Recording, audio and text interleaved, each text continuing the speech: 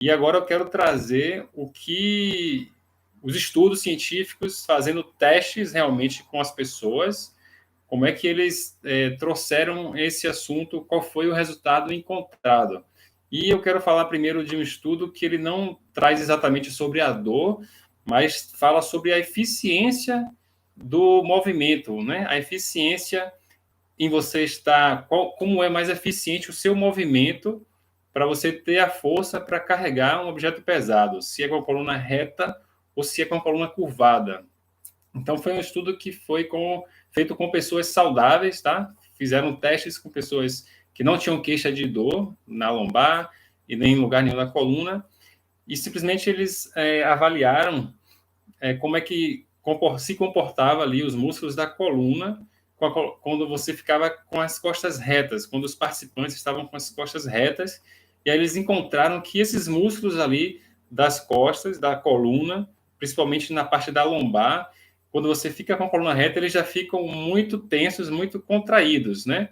Porque, naturalmente, quando você inclina o corpo para frente, se você fizer isso de uma forma mais espontânea e mais relaxada, esses músculos eles não se contraem nessa hora de ir para frente, tá? Na verdade, eles contraem, mas contraem menos, contraem pouco.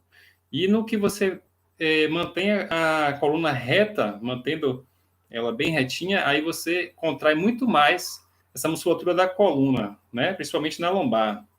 E daí, quando você vai carregar o peso, o músculo que já estava tenso, contraído, esse estudo encontrou que não era uma forma tão eficiente de carregar o peso, porque o músculo, nesse estado já prévio de contração, ele não gerava uma capacidade de carregar esse peso tão bem, enquanto que com a coluna curvada, né, o músculo ele não estava tão contraído ainda, né, estava numa situação com a contração ali menor, e que isso ajudou com que produzisse mais força. O músculo, partindo de uma posição menos tensa, menos contraída, ele tinha uma capacidade maior para carregar esse peso do chão, tá?